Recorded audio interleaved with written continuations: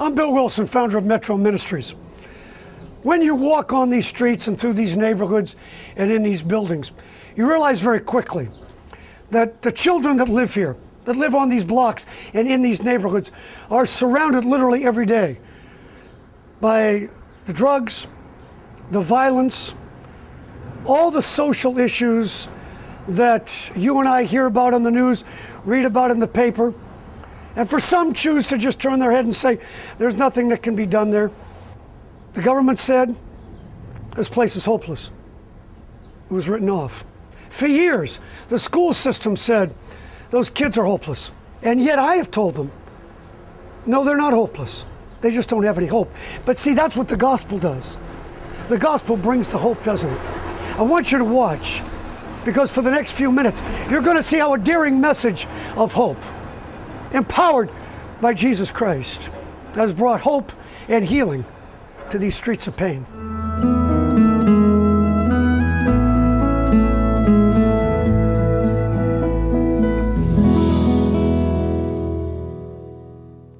Bill Wilson knows what it's like to feel pain and hopelessness.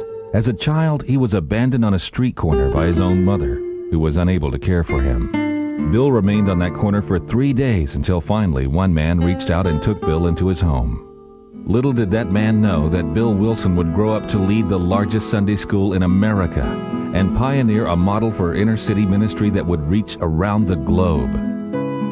Metro Ministries, or as it's known here in New York City as Metro Inner City Sunday School, is not only the largest Sunday school here in New York City, but also the largest Sunday school in the entire country.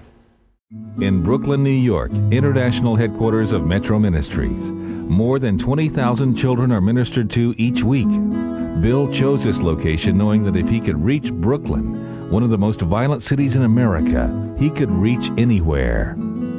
When you're in these kind of neighborhoods, when you're dealing with parents, so many of them that are so strung out on drugs, I'd say, conservatively speaking, you've got 60% of these parents that are alcoholics, where the kids live in that, and you can see it on their face when they come out of the house. These kids get themselves up in the morning, get themselves breakfast, if they eat anything. A lot of the parents here don't even know where these kids are going. And I think that's one of the difficult things for us, because in the long range, you're trying to build a relationship, not just with the kids, but with the parents as well.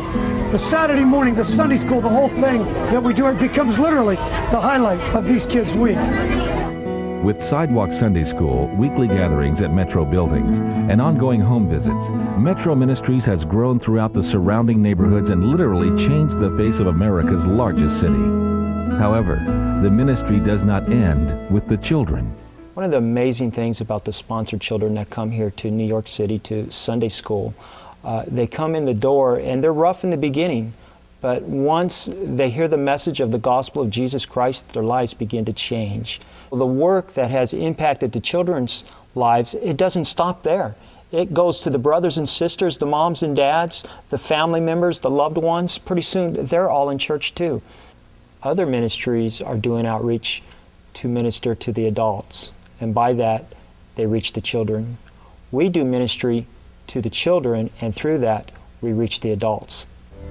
With ongoing love, encouragement, and godly character-building lessons, Bill Wilson and Metro Ministries have proven that we can change our neighborhoods. We can reach into the slums of our cities and bring about the transformation of an entire generation willing to live for Jesus Christ. But even this accomplishment doesn't come easy. There's a little girl that rides my Sunday school bus named Karen. She's just a little girl.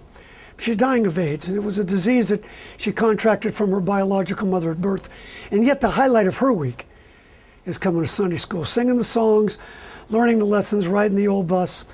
And the doctors told her stepmother, just try to keep her comfortable. I was talking to Karen just before Christmas, and she said, Pastor Bill, I had a dream. She said, would you like to hear it? I said, yeah, I would. And she said, Pastor Bill, I dreamed that me and Jesus were walking towards this bright light. And I asked Jesus where we were going. And Jesus said that when I get to the bright light, I'd be better. She said, Pastor Bill, I'm going to be better someday. When I get to the light, I'm going to be better, aren't I? I said, yeah. when you get to the light, you'll be better. And unless God performs a miracle in this little girl's life, she's not going to be with us much longer. But you know, either way, when she gets to the light, she'll be better.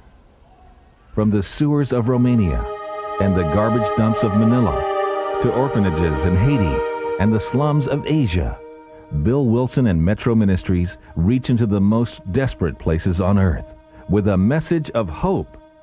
Metro Ministries has also become one of the largest ministries to be modeled by over 1,000 churches and Christian organizations duplicating the efforts worldwide. Metro knows that if you want to reach the world for Christ, you must reach the children.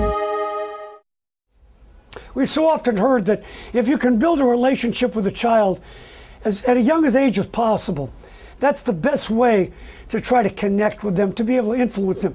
I think we all know that. But see, when you get close enough to a kid in the inner city, like the kids we deal with here, when you really get close enough to connect with them, that's when it becomes real.